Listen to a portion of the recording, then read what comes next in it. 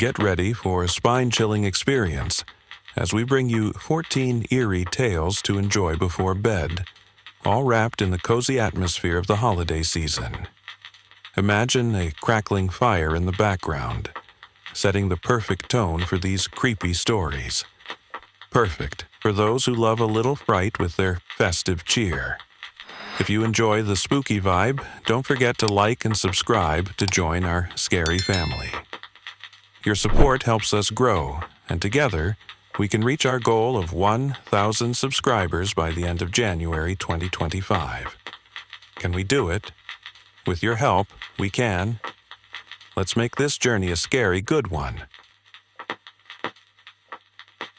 It was supposed to be a perfect Christmas. A snowy escape from the monotony of city life, surrounded by the pristine slopes of Aspen, Colorado. My friends had convinced me to take this trip, promising laughter, fresh air, and an experience I wouldn't forget. They weren't wrong about the last part, but not for the reasons they'd imagined. I was next in line for the ski lift, the metallic hum of the machinery buzzing in my ears as I adjusted my goggles. The air was sharp and cold, carrying the scent of pine and freshly fallen snow. Behind me, a boy, maybe 10 or 11 years old, fidgeted nervously. His oversized jacket and bright blue helmet made him look smaller than he probably was. I smiled at him, trying to ease his obvious tension. "First time?" I asked. He nodded quickly, his gloved hands gripping his ski poles tightly. "Yeah. My dad said it's easy," but his voice trailed off, his wide eyes fixed on the lift as it carried skiers high above the ground. "You'll be fine," I assured him. "Just remember to hop off when you get to the top. Don't overthink it." He gave me a hesitant smile, and before I could say more, the lift operator waved us forward. I slid into my seat and watched as the boy took the next one, his legs swinging nervously as the lift began its ascent. The ride was peaceful at first.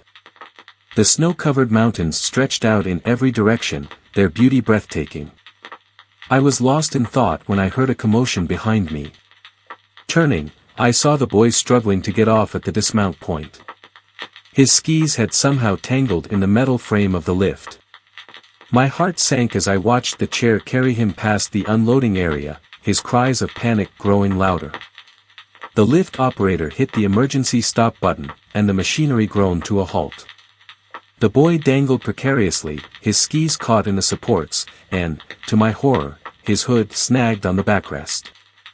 He was suspended mid-air, the tension on his clothing pulling him into an unnatural, choking angle. He flailed helplessly, his small frame twisting against the unforgiving metal. People below began shouting, their voices a chaotic mix of instructions and panic. "Hang on," someone yelled. As if he had a choice. His hands clawed at the hood, trying to free himself, but it only seemed to tighten. The snow beneath him was a dizzying drop, far too high for him to risk letting go. The scene felt like it stretched on forever, though it could only have been minutes. Every second felt like an eternity as I watched the boy's struggles grow weaker. My stomach churned, a sickening cocktail of fear and helplessness. Finally, 2 ski patrol workers arrived with a ladder and a safety harness. They moved quickly, their faces grim as they worked to reach him. One climbed up, cutting through the fabric of his hood, while the other steadied the ladder against the swaying lift. With a final effort, they freed him, lowering him gently to the ground. The boy was alive, gasping for air and trembling, but alive. The crowd cheered, a collective exhale of relief, but the image of his dangling body was burned into my mind. I couldn't shake it, even as the day went on and people returned to their skiing. It wasn't just the near tragedy that haunted me, it was the way the mountains, the snow, the lift, all of it seemed indifferent to the boy's suffering. As if the landscape itself had been watching, waiting for its next victim. That night, as I lay in bed, I couldn't sleep. My mind replayed the scene over and over, each detail sharper than the last. And then, just as I was drifting into a restless doze, I heard it, the faint hum of a ski lift. My eyes shot open, my heart pounding. I was miles from the slopes, yet the sound was unmistakable. I got up, peering out the window into the darkness. Nothing. Just the quiet suburban street and the faint glow of streetlights. But the hum persisted, growing louder, closer. And then, a voice, soft, broken, pleading. "Help me." I froze, my breath catching in my throat. The voice was familiar. It was the boy. But how? My hands shook as I backed away from the window, the sound now echoing through the room. The hum, the voice, the creak of metal, they were all around me. I don't remember falling asleep. Maybe I didn't. But when I woke up, my neck ached as if something had been pulling on it all night. And on the floor by my bed, a scrap of fabric lay crumpled, bright blue, torn, and dusted with snow.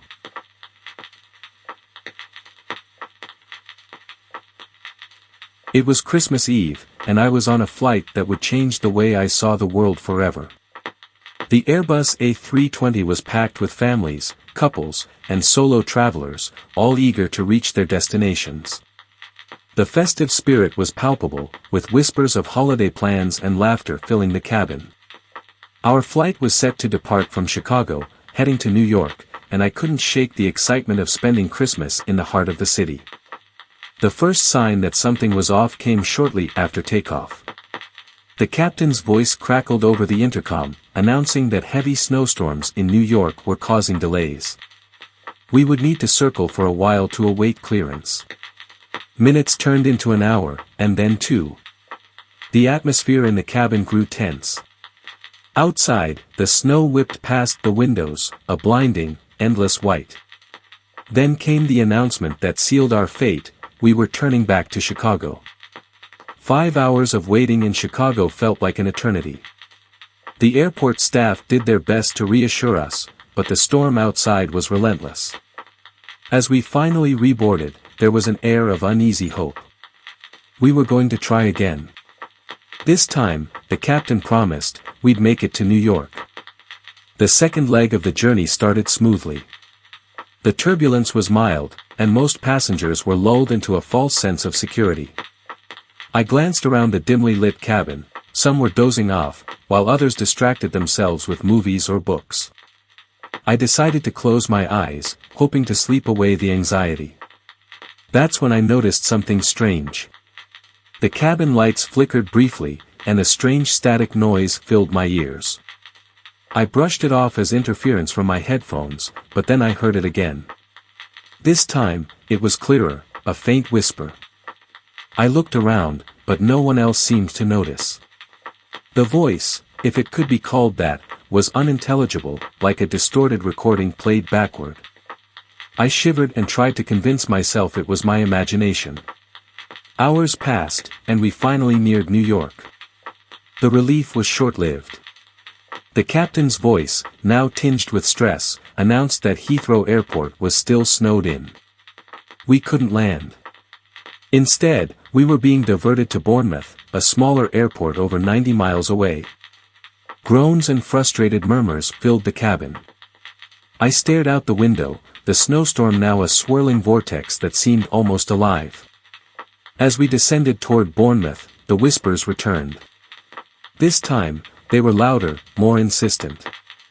I couldn't ignore them anymore. They seemed to come from the vents, the overhead compartments, even the seats themselves. My pulse quickened as I realized others were hearing them too. Passengers looked around, wide-eyed, murmuring to each other. A child's cry pierced the air, and panic rippled through the cabin.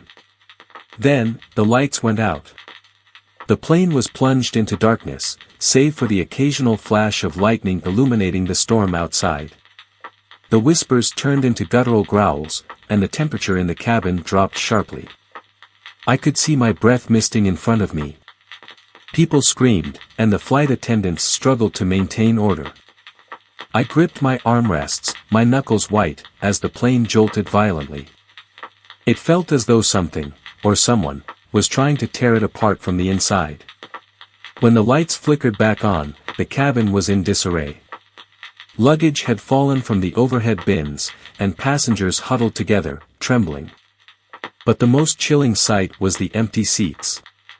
Rows that had been occupied moments ago were now vacant, their occupants gone without a trace. I counted at least a dozen missing. My heart pounded as I realized no one had seen them leave. It was as if they had simply vanished. The whispers were gone, replaced by an eerie silence. The captain announced that we were moments from landing, but his voice sounded strained, almost robotic. The descent felt interminable, every second stretched thin by the oppressive fear that gripped us all. When we finally touched down, the relief was overwhelming, but it was short-lived.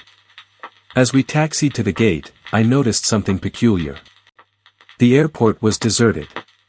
Not a single light was on, and the runways were blanketed in untouched snow. It was as if no one had been expecting us. The plane came to a halt, and the doors remained closed. The flight attendants, usually so composed, looked just as terrified as the rest of us. One of them tried the intercom, but it only emitted static. Then, the whispers returned, louder and more menacing than ever. The lights flickered one final time, and when they stabilized, the cabin was empty. Everyone was gone. Everyone except me. I stumbled to the cockpit, desperate for answers. The captain and co-pilot were slumped over their controls, their faces pale and lifeless. The windows of the cockpit were fogged, but I could make out shapes moving outside, shadowy figures circling the plane. They were waiting. I don't remember how I got off the plane. The next thing I knew, I was standing on the tarmac, the icy wind biting at my skin. The plane behind me was dark and silent, a monolith in the snow. I turned and walked toward the terminal, hoping to find someone, anyone, but the building was empty. My footsteps echoed in the vast, hollow space. I found a bench and sat down, clutching my head in my hands. Hours later, rescue teams arrived. They found me alone, shivering and incoherent. The plane was empty, and no records of the passengers could be found. To this day, I can't explain what happened on that flight. All I know is that something was on that plane with us, something that wasn't human. And it's still out there, waiting for its next flight.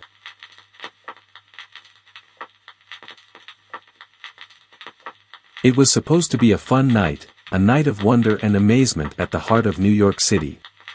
The traveling circus had pitched its tents in Central Park, promising thrills and jaw-dropping performances. I had always loved the circus, the bright lights, the smell of popcorn, the sense that anything could happen. But that night, something did happen, something no one could have imagined.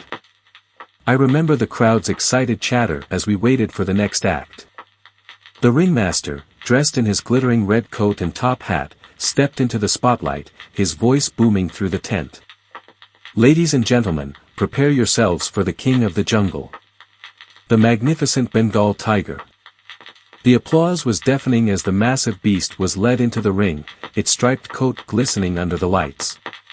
At first, everything seemed under control. The tiger's trainer, a wiry man with a whip and a nervous smile, guided it through a series of tricks. The audience was mesmerized. But then, something went wrong. The tiger's ears flattened, its tail lashed, and it let out a low, guttural growl. The trainer froze, his whip trembling in his hand. Before anyone could react, the tiger bolted, not towards the trainer, but straight into the crowd. Chaos erupted. People screamed and scattered, toppling chairs and trampling over each other in their desperate attempt to escape. I grabbed my niece and nephew, pulling them close as the tiger's massive form disappeared into the chaos. The next few moments were a blur. The tiger's roar echoed through the tent, followed by the sound of tearing fabric and more screams. Suddenly, I felt a sharp tug on my arm. My nephew, Max, was gone. My heart dropped as I turned to see the tiger, its eyes locked on Max, who stood frozen just a few feet away. "Max, run!" I shouted, but it was too late. The tiger lunged, its massive jaws snapping shut on Max's arm. My niece, Emma, screamed as I threw myself at the beast, grabbing anything I could to pull it away. It was like trying to move a mountain. The tiger's growl vibrated through my chest, and for a moment, I thought we were all going to die. Then, out of nowhere, a deafening crack split the air. The tiger released Max and recoiled, a dart protruding from its flank. The circus's emergency response team had arrived, armed with tranquilizer guns. The tiger stumbled, its movements growing sluggish before it finally collapsed. Max was bleeding but conscious, his face pale as a ghost. Emma clung to me, sobbing uncontrollably. Paramedics rushed in, tending to Max and the other injured. The ringmaster stood off to the side, his face ashen as he barked orders into a phone. In the days that followed, the incident made headlines. The circus's parent company issued a statement, admitting that the tiger's cage had been improperly secured. They promised a full investigation and tighter safety measures, but for me, it was too little, too late. That night changed me. I can't close my eyes without seeing the tiger's piercing gaze, hearing the screams, feeling the helplessness. Max and Emma are recovering, but the scars, both physical and emotional, will remain. So if you ever find yourself at a circus, staring into the eyes of a caged predator, remember this: the bars may seem strong, but they're only as reliable as the humans who secure them. And sometimes, those humans make mistakes. Deadly ones.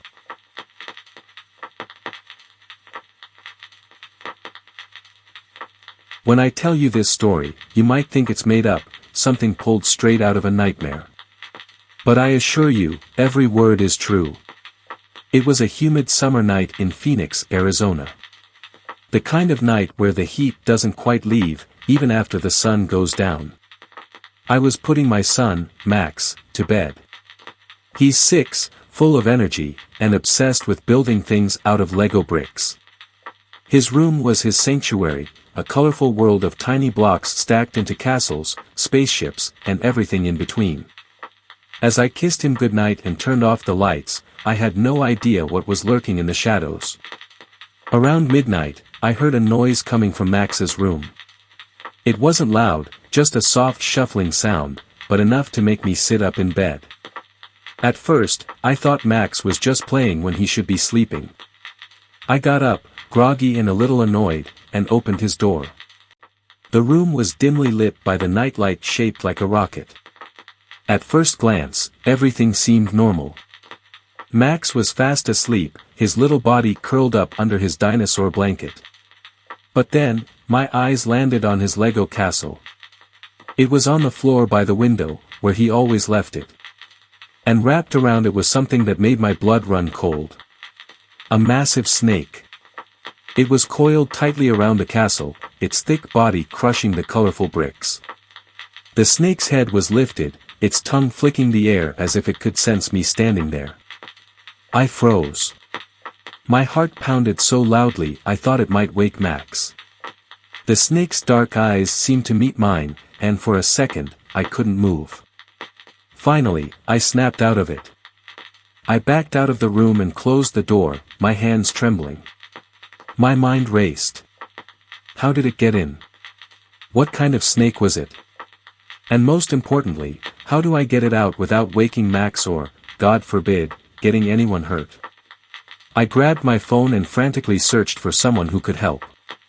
That's when I found Mike Harrison, a local snake wrangler with a reputation for handling the biggest, meanest reptiles Arizona had to offer.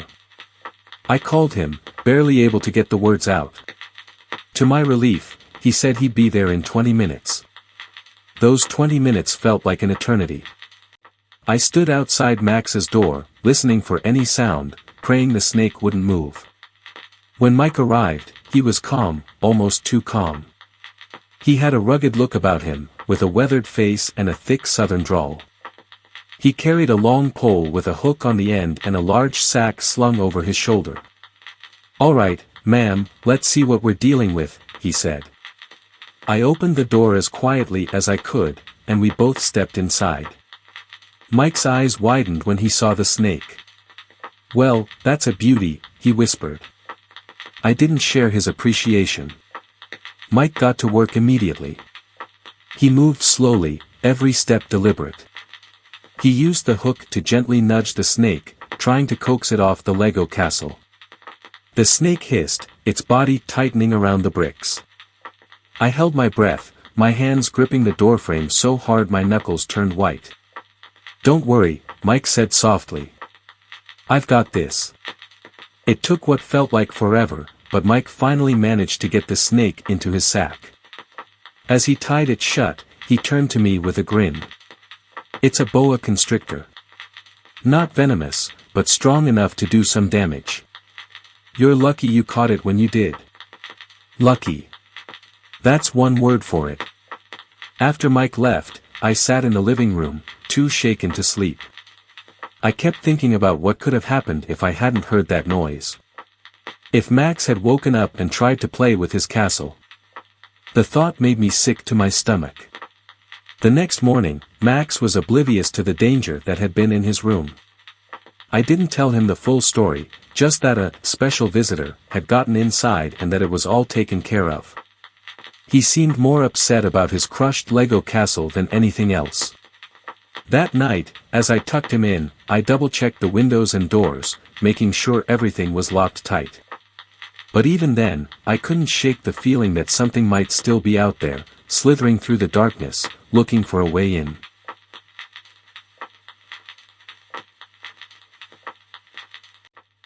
I never thought my evening commute would turn into the most horrifying experience of my life. My name is Natalie Garrett, and I'm a 43-year-old paralegal living in Chicago. Every day, I take the same train home from work, the 6:15 Red Line. It's usually crowded, filled with the hum of tired conversations and the faint screech of the train's wheels on the tracks. But that day was different. It was a chilly October evening, the kind where the wind cuts through your coat like a knife. I was late leaving the office, rushing down the steps of the station as the familiar roar of the approaching train echoed through the tunnel. My heels clacked against the concrete as I pushed past a group of teenagers and darted toward the platform edge. The train's doors slid open, releasing a wave of warm, stale air. I hesitated for a moment. Something about the train felt off. The lights inside flickered erratically, casting eerie shadows on the passengers' faces. My heart raced, but I shook off the unease and stepped toward the doors. Just as my foot hovered over the gap, I changed my mind. Maybe it was the flickering lights or the strange silence that had fallen over the platform, but I decided to wait for the next one. I took a step back. That's when it happened. The doors snapped shut, faster than I'd ever seen before. My coat got caught. I yanked at the fabric, but the grip was unyielding. Panic surged through me as the train lurched forward, dragging me along the platform. I screamed, but the sound was drowned out by the screeching wheels. My arms flailed, trying to find something, anything, to hold on to, but the world around me was a blur of motion and noise. The passengers inside the train stared at me, their faces twisted in shock and horror. Some pounded on the windows, while others frantically gestured toward the emergency brake. But the train kept moving. My body scraped against the edge of the platform, pain shooting through me with every jolt of the train. And then, as if by some miracle, a man inside the train managed to wedge his fingers into the door. Others joined him, prying and pulling with desperate strength. Slowly, agonizingly, the doors opened just enough for me to tumble inside. I hit the floor hard, gasping for air, my body trembling with adrenaline and fear. The train screeched to a halt. Passengers surrounded me, their voices a cacophony of concern and relief. Someone handed me a bottle of water, another draped a coat over my shoulders. I was alive, but barely. My legs were scraped and bruised, my hands raw from clawing at the unyielding doors. But the worst part wasn't the physical pain, it was the feeling that something malevolent had been watching me, that the train itself had tried to claim me. Later that night, as I lay in my bed, bandaged and shaken, I couldn't shake the memory of the train. The flickering lights, the way the doors had snapped shut so quickly, the unrelenting force that had dragged me along the platform, it all felt deliberate, as if the train had a mind of its own. I'd heard urban legends about haunted trains before, but I'd never believed them. Now, I wasn't so sure. The next morning, I decided to take a different route to work. As I waited for the bus, I glanced at my phone, scrolling through the local news. My breath caught in my throat when I saw the headline, "Red Line Train Malfunctions, Nearly Causes Fatal Accident." The article mentioned me, described the harrowing event in clinical detail. But what stood out was a line buried near the end: "This is the third reported malfunction on the Red Line this month." Third malfunction. My hands trembled as I scrolled further, finding articles about other incidents. A man who'd been trapped in the doors and dragged several feet before being freed. A woman who claimed she'd heard whispers coming from the train walls, only to faint when the lights went out. A child who swore he saw a shadowy figure standing at the end of the car, even though the security footage showed nothing. I couldn't ignore the pattern. Something was wrong with that train. Something unnatural. Even now, weeks later, I can't bring myself to set foot on the Red Line. Every time I hear the distant rumble of a train, my heart races, and I'm transported back to that night. I survived, but I'm haunted by the thought that others might not be so lucky. So if you ever find yourself in Chicago, waiting for the Red Line, pay attention. Watch the lights, listen to the sounds, and trust your instincts. Because sometimes, the most ordinary things can hide the darkest secrets. And sometimes, the train doesn't take you where you want to go, it takes you where it wants.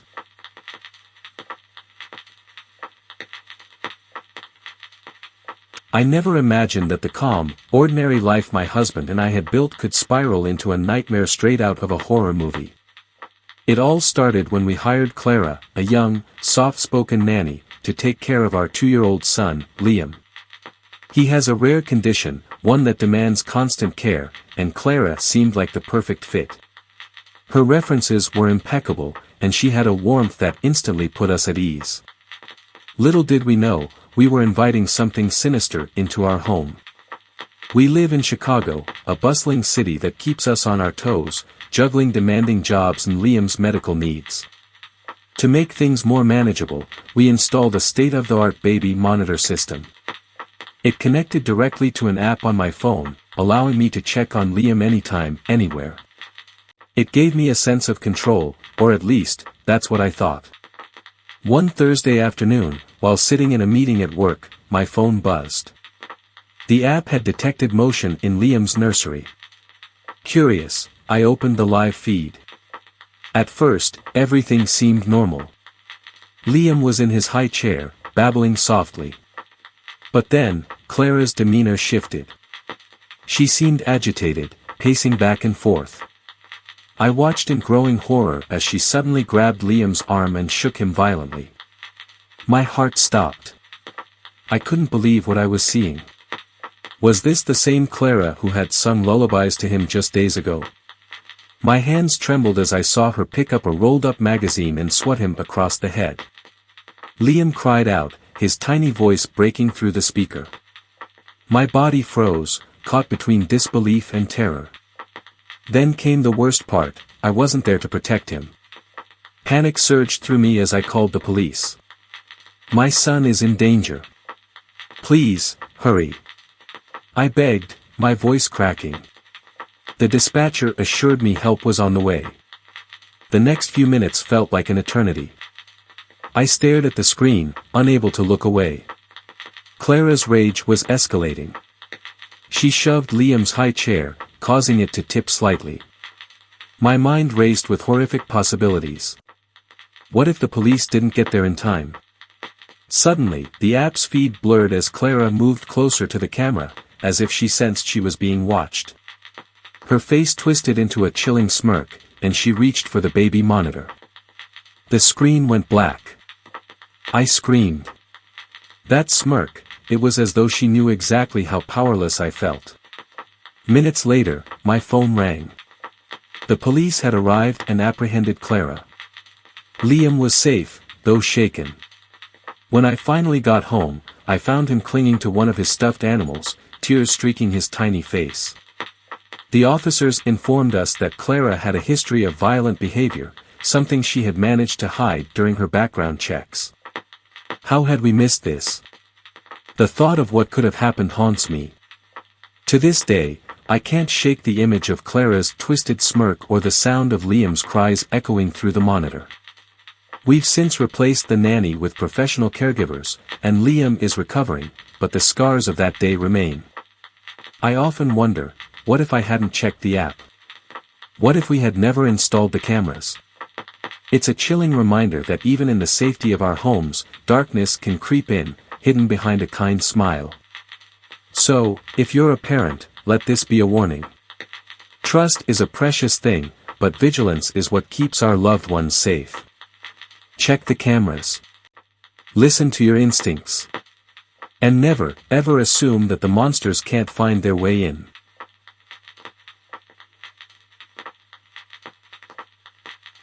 I've never shared this story before. It's been years since I've managed to escape, and the nightmares still wake me up in the middle of the night. But maybe telling it will help me move on. It all started back in November 2009. I was down on my luck, wandering the streets of Chicago, looking for anything to get by. That's when I met the Thompsons. Jason and Mike. They seemed kind, in a way that felt genuine. Jason offered me a place to stay, said he understood how hard things could get. It sounded too good to be true. And it was. The first few days in their old house on the south side felt like salvation.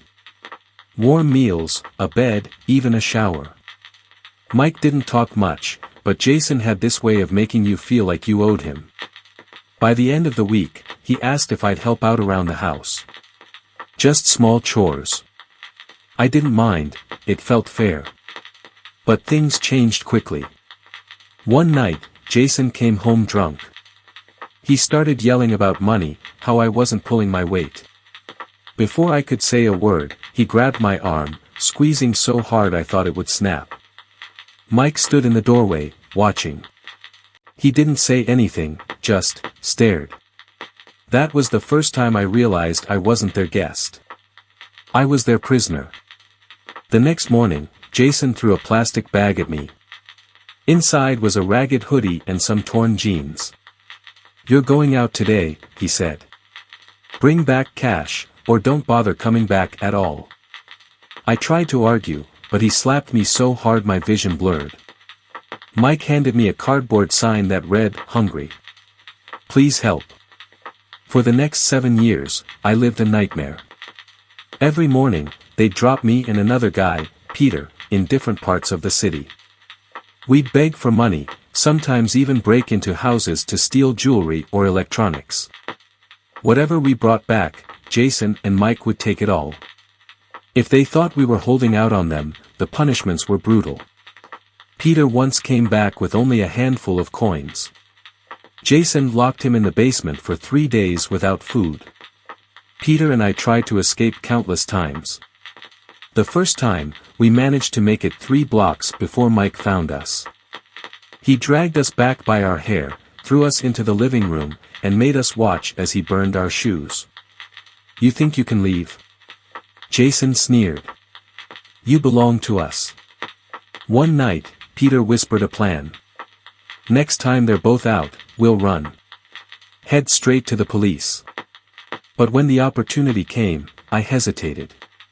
The fear had eaten away at my courage. Peter went alone. I never saw him again. Jason told me Peter had been hit by a car, but I didn't believe him. I still don't. By July of last year, I was a shell of myself. Thin, broken, hopeless. But something shifted. A neighbor, an older woman named Mrs. Carter, started noticing the bruises. One day, she slipped me a note while I was cleaning the front porch. "If you need help, knock on my door tonight." I almost didn't go. The risk was too great. But that night, after Jason passed out drunk and Mike was nowhere to be seen, I took a chance. Mrs. Carter didn't ask questions. She called the police, and within an hour, the nightmare was over.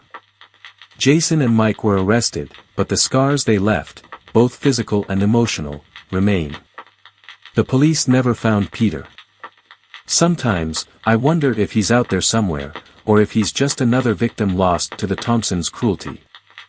I tell this story not to scare you, but to remind you that monsters are real.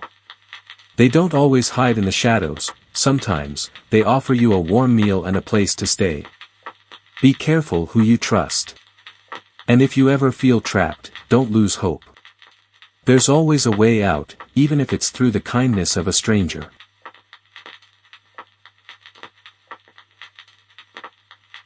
The story begins in the bustling city of New York, a place where secrets often lie hidden beneath the surface. My name is Jason, and this is not just a story, it's a confession. It happened during the summer of my junior year in high school when my best friend, Chris, and I made the worst decision of our lives. We'd always been drawn to urban exploration, sneaking into abandoned buildings or wandering forgotten subway tunnels. But this time, we wanted to outdo ourselves. Chris had heard rumors about the Bone Tunnels, an abandoned section of the city's underground catacombs, supposedly sealed off decades ago. These tunnels were remnants of an old burial site, built when New York cemeteries overflowed in the 1800s. Only a few knew how to access them, and even fewer dared to venture inside. For Chris, that was the perfect challenge. We found an entrance hidden behind a crumbling wall in an alleyway downtown. Armed with flashlights, a backpack full of snacks, and our phones for navigation, we squeezed through the narrow opening. The air was damp and smelled of decay, but that only fueled Chris's excitement. "Come on, Jason," he said, his voice echoing off the cold stone walls. "This is going to be epic." The first hour was thrilling. The tunnels stretched endlessly, their walls lined with the remains of forgotten lives, skulls stacked neatly in patterns, femurs forming grotesque arches. It felt like stepping into another world. But as we ventured deeper, the thrill began to fade. Our phone signals disappeared, and the air grew colder, far colder than it should have been in July. That's when we realized we'd taken a wrong turn. "Chris, we should head back," I said, trying to mask the rising panic in my voice. "Relax," he replied. "We've got this. Just follow me." But the more we walked, the more disoriented we became. The tunnels all looked the same, and our flashlights began to flicker. Chris joked about the batteries dying, but I could see the worry in his eyes. Hours passed, or at least it felt that way. We had no concept of time anymore. The temperature seemed to drop with every step, and soon, our breath was visible in the dim light. We decided to stop and rest, hoping to conserve our energy. That's when we heard it, a faint scratching sound, like nails on stone. "Did you hear that?" I whispered. Chris nodded, his face pale. The sound grew louder, echoing from somewhere deeper in the tunnels. "It's probably just a rat," Chris said, but his voice trembled. We both knew better. There was something unnatural about the noise, something deliberate. Suddenly, the scratching stopped, replaced by a low, guttural whisper. The words were indistinct, but they filled the air around us, pressing down like a weight. Panic took over. We ran blindly, our flashlights barely illuminating the path ahead. The whispers followed, growing louder, more insistent. My lungs burned, and my legs felt like lead, but stopping wasn't an option. Then Chris tripped, his flashlight clattering to the ground and shattering. I helped him up, but in the chaos, we dropped our backpack, our only source of food and water. We finally collapsed in a small alcove, too exhausted to move. The whispers had stopped, but the silence was worse. It was as if the tunnels themselves were holding their breath, waiting. Chris was shivering uncontrollably, and I realized he was showing signs of hypothermia. The cold was seeping into our bones, draining what little strength we had left. Desperation set in. I screamed for help, my voice echoing endlessly. That's when we saw it, a faint light in the distance. At first, we thought it was a rescue team, but as it approached, we realized it wasn't coming from a flashlight. The light was pale, almost ghostly, and it flickered like a dying flame. "Who's there?" I called out, my voice cracking. There was no response, just the sound of footsteps, slow and deliberate. Then the figure emerged, a man dressed in tattered clothing, his face obscured by shadows. He didn't speak, didn't acknowledge us. Instead, he pointed deeper into the tunnels, his hand trembling. "No way," Chris muttered. "We're not going that way." But the man didn't move. He just stood there, pointing. Against my better judgment, I grabbed Chris's arm and followed the figure. Every step felt like a mistake, but we were out of options. The man led us to a massive, iron door covered in rust and strange symbols. Without a word, he pushed it open, revealing a narrow passageway. "This has to be the way out," I said, trying to convince myself as much as Chris. But when we turned to thank the man, he was gone. We stumbled through the passage, and after what felt like an eternity, we saw daylight. Rescue teams were waiting, their dogs barking excitedly. They told us we'd been missing for 3 days. We were rushed to the hospital, suffering from severe hypothermia and dehydration. Chris and I never spoke about the man or the whispers. But sometimes, late at night, I hear that scratching sound in my dreams. And I can't help but wonder, did we really escape, or did we just find another part of the nightmare?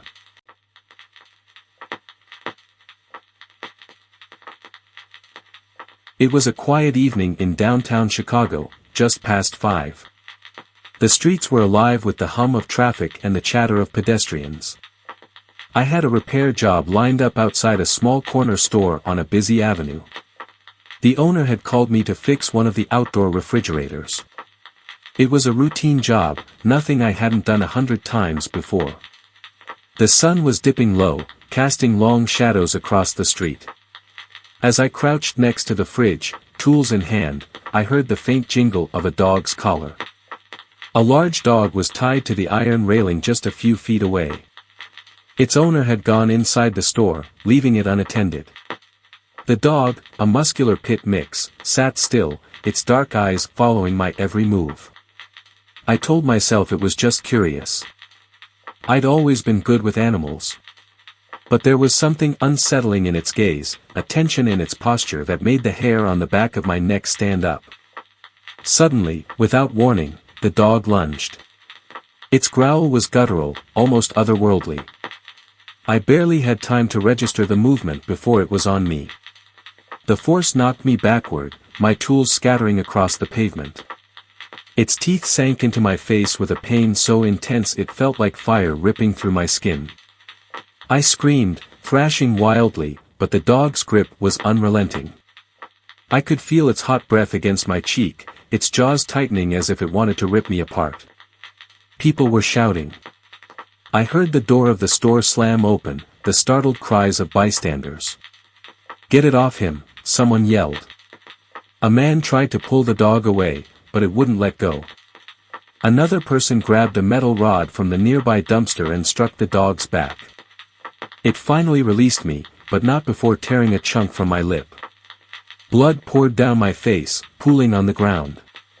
My vision blurred as the world around me spun in chaos. The owner of the dog emerged from the store, a bag of groceries in hand. His face went pale as he saw the scene.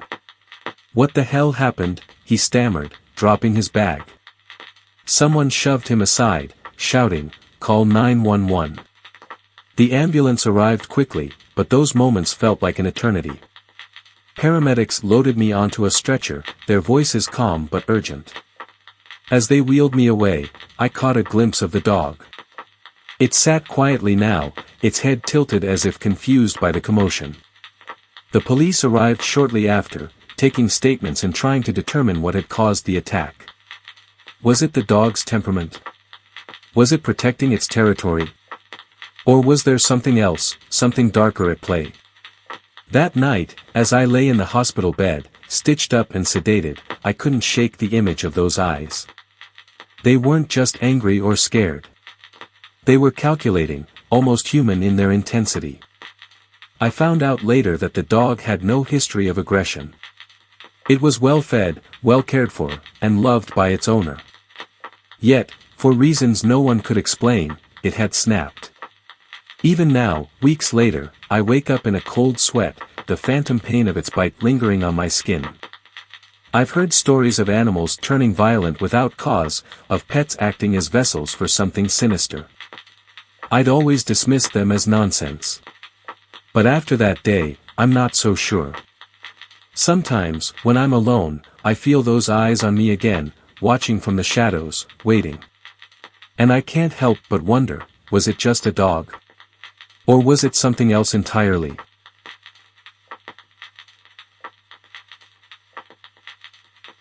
It was supposed to be a peaceful getaway. My husband, Jack, and I had decided to escape the daily grind and immerse ourselves in nature for the weekend. We weren't the outdoorsy type, but something about the idea of camping in Yosemite National Park felt right.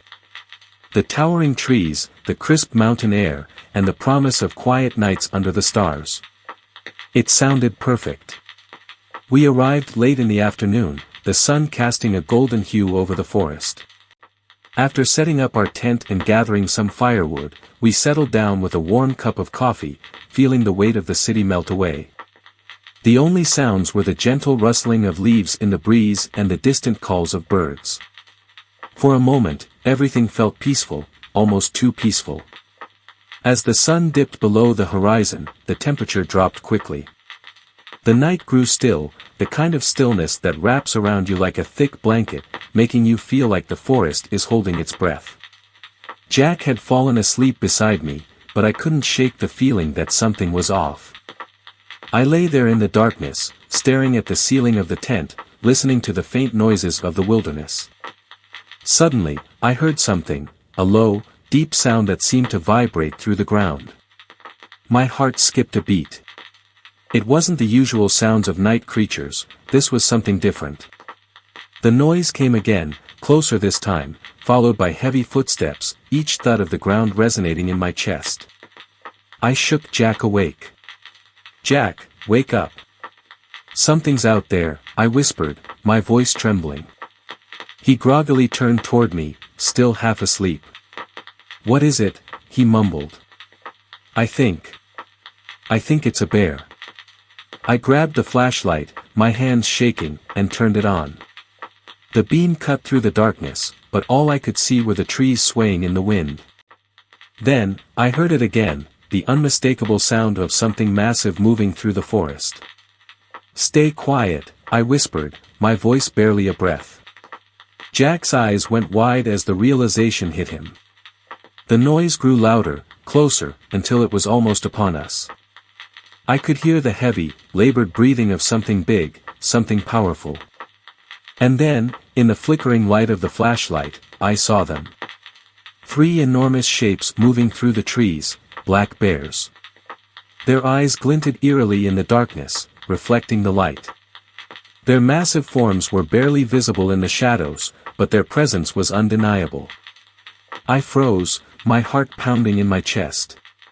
The bears were circling our tent. I could hear the rustling of leaves and the soft crunch of branches beneath their paws.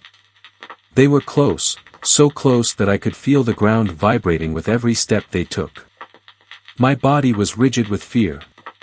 The thin walls of the tent were all that stood between us and these powerful creatures. "Jack, stay still," I whispered urgently. "They'll smell us if we move." Jack nodded, his face pale, his eyes wide with terror. The bears were sniffing the air, their noses twitching as they came closer. The tension in the air was unbearable. I could feel the fabric of the tent tremble with every step they took. One of the bears brushed against the side of the tent, and I almost screamed. My hand flew to my mouth to stifle the noise. For what felt like an eternity, the bears lingered outside, their heavy breathing the only sound in the otherwise silent forest. I held my breath, praying they would leave.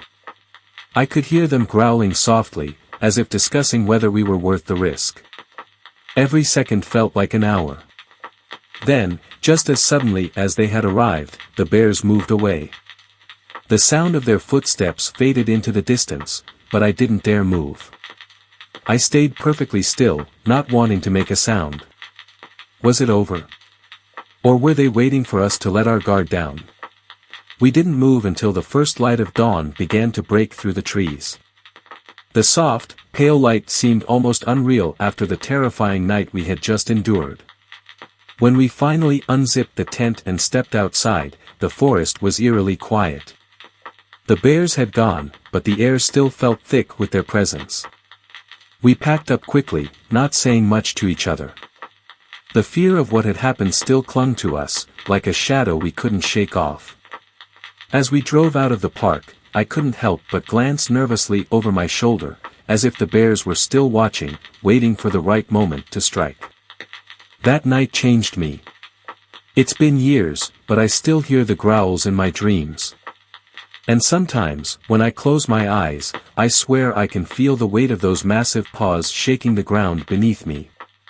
The forest may seem peaceful, but out there, in the dark, something is always watching. And you never know when the next step will be the last one you take.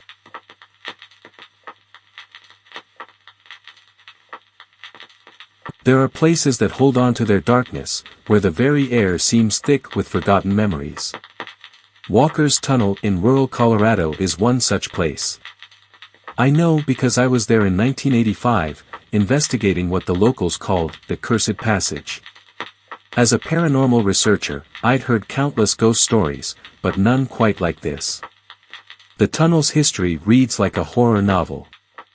Back in March 1865, 3 demolition experts, Jack Walker, Tom Nash, and Mike Ryan, decided to use the newly discovered nitroglycerin to blast through the stubborn Rocky Mountain granite. The plan seemed simple enough: set the charges, retreat to the concrete blast shelter, and let chemistry do its work. Only one made it to safety that day. I discovered the yellowed newspaper clippings in the Denver Historical Society archives. Ryan had somehow reached the shelter alone. Walker and Nash, well, their remains had to be collected in pieces.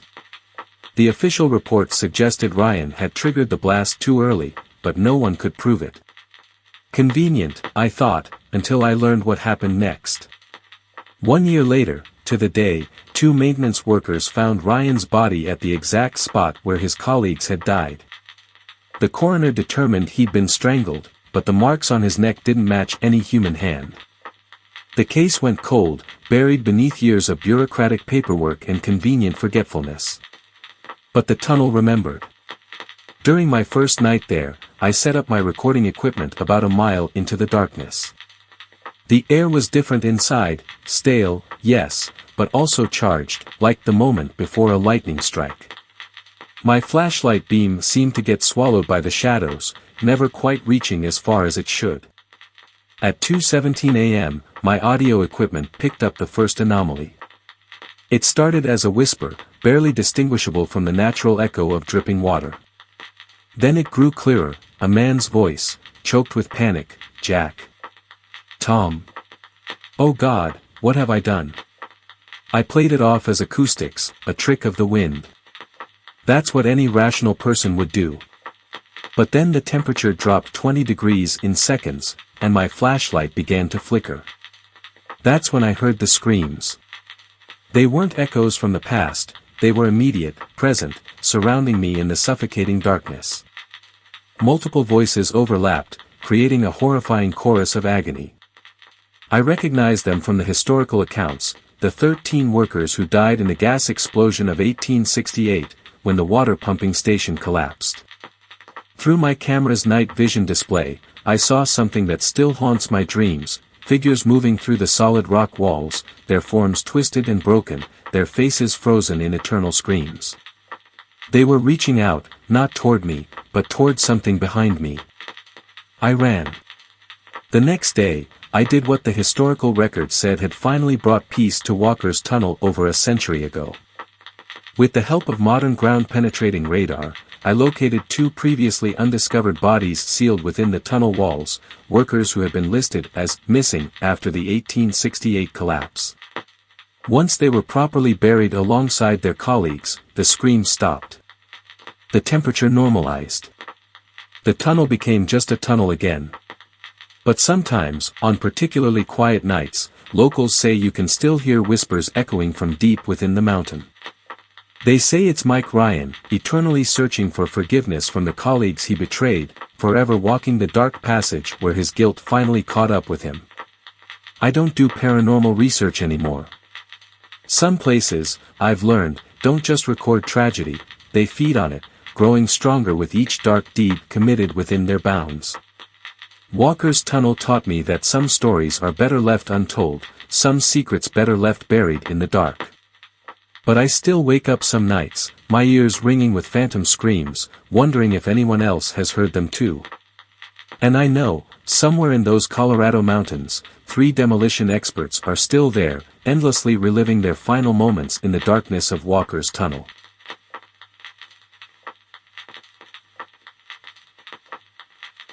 I never should have trusted Sarah with those spare keys to my downtown Chicago apartment.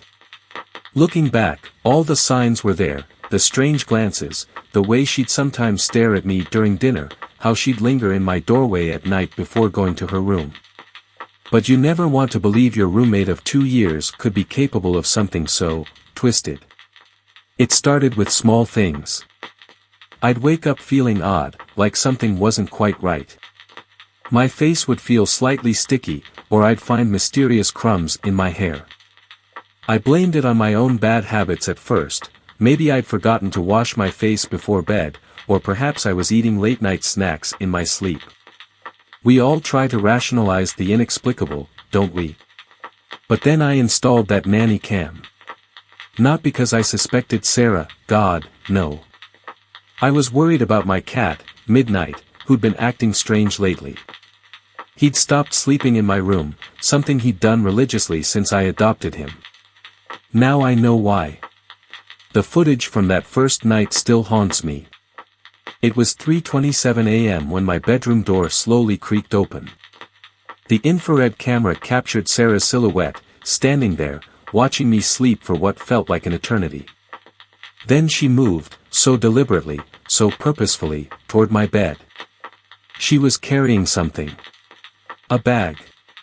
I watched in horror as she began her ritual, carefully placing potato chips on my forehead, arranging them in some sort of pattern. Then came the peanut butter, which she delicately spread across my cheeks. M&Ms followed, precisely positioned around my mouth. All while I slept, blissfully unaware, thanks to the sleeping pills she'd been slipping into my evening tea. But the true horror wasn't in the food. No, it was her expression, the look of pure satisfaction on her face as she defiled my unconscious form.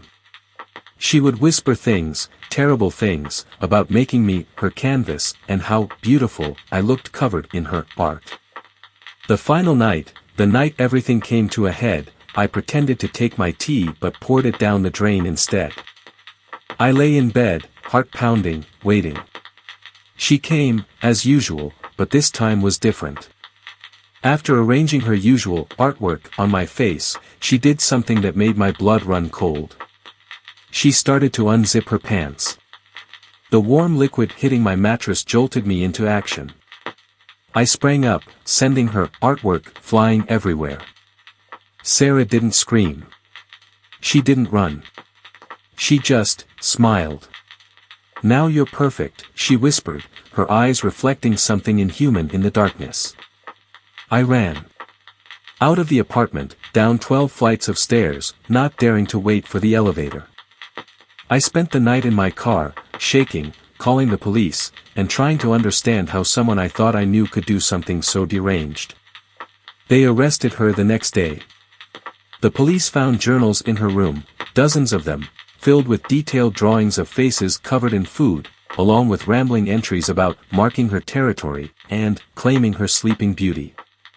Some of the entries dated back years before she met me.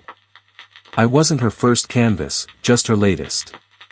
I moved out immediately, found a studio apartment in Lincoln Park where I live alone now.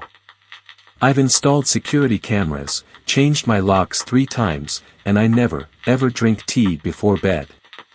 But sometimes, late at night, when I'm drifting off to sleep, I swear I can feel crumbs on my face and hear that whisper, "Now you're perfect." Sarah's in a facility now, getting the help she needs. But I've heard she's responding well to treatment, too well, according to some nurses. And sometimes, I get letters from different addresses, always empty except for a single potato chip and a peanut butter smear. I don't sleep much these days.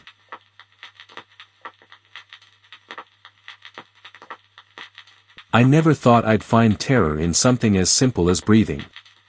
But here in Boston, in my first year at university, that's exactly what happened. When I first moved into the old brick apartment building on Beacon Street, everything seemed perfect. The rent was reasonable, the location was great, and my roommate Sarah seemed normal enough. She was quiet, kept to herself mostly, and worked nights at Massachusetts General Hospital. The perfect arrangement for a pre-law student like me who needed time to study. I spent most weekends at my boyfriend Mike's place in Cambridge. It was nice having somewhere else to crash, especially during finals week when his apartment was closer to the library. Sarah never seemed to mind my absences. In fact, she barely acknowledged them. That should have been my first warning sign. One particularly cold Sunday evening in November, I returned home after spending the weekend at Mike's. The sunset came early, casting long shadows through our living room windows. As I unlocked the door, the familiar musty scent of our old building greeted me, but something felt different. The apartment was darker than usual. Sarah's door was closed, as always, but I could hear something from behind it. A rhythmic sound, barely audible. In, out. In, out. Like someone practicing breathing exercises. I walked to my room, and that's when I saw it. A yellow post-it note stuck to my door, written in Sarah's precise handwriting. "I missed the sound of your breathing." A chill ran down my spine.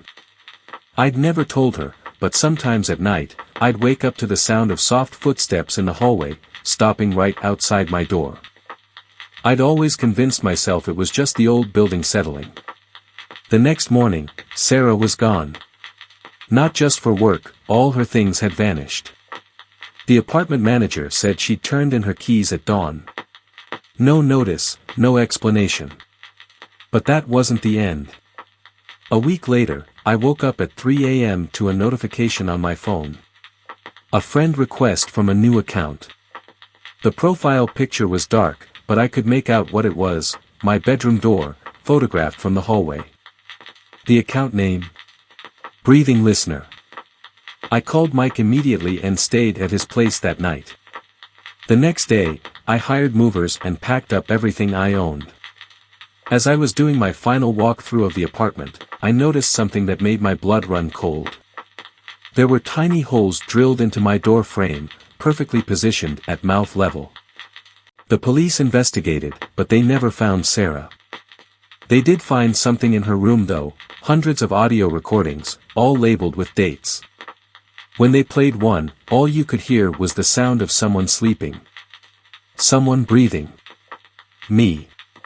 Sometimes late at night, when I'm drifting off to sleep in my new apartment across the city, I still catch myself holding my breath, listening. Waiting. Because now I know, some people don't just watch you sleep.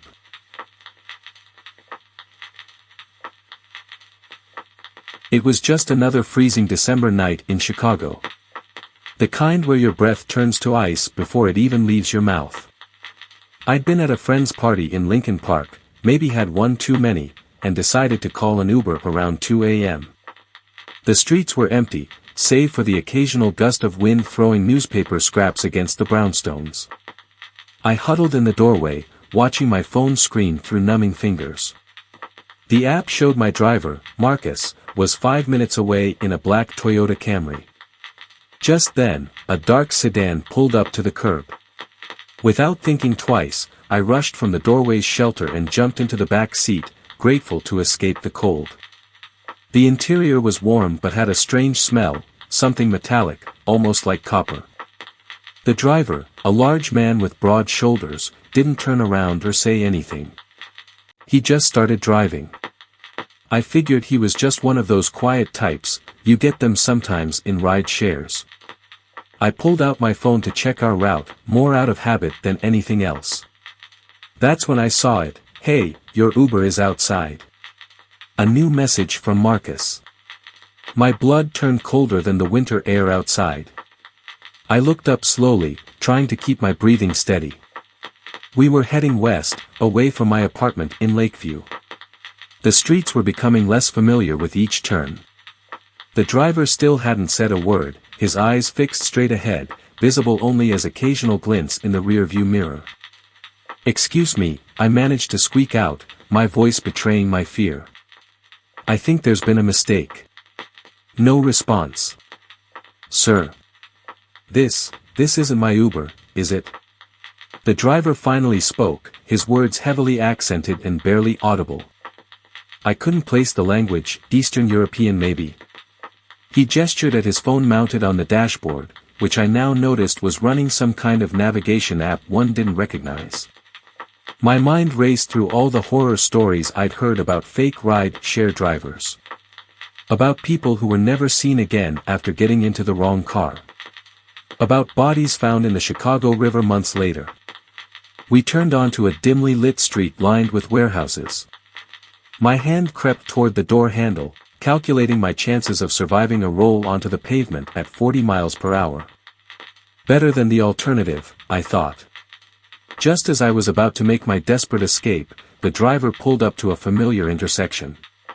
He turned around for the first time, pointing at his phone and then at a building across the street. It was my apartment building. Relief flooded through me as I realized what had happened. He wasn't a predator, he was just a regular taxi driver who didn't speak English and had seen someone who looked cold waiting for a ride. He'd wanted to help. I thanked him profusely, probably confusing him further, and practically threw some cash onto the front seat before stumbling out into the night. As I watched his taillights disappear around the corner, I let out a shaky laugh at my own paranoia. But even now, months later, I still double and triple check that the license plate matches before I get into any ride share. Because sometimes the real horror isn't that your fears come true, it's the realization of how easily they could have. And sometimes, on cold Chicago nights when I'm waiting for an Uber, I think about that silent driver and wonder, what if my story had ended differently? What if not every stranger with a dark car and a quiet demeanor has good intentions? After all, the next person who gets into the wrong car might not be as lucky as I was.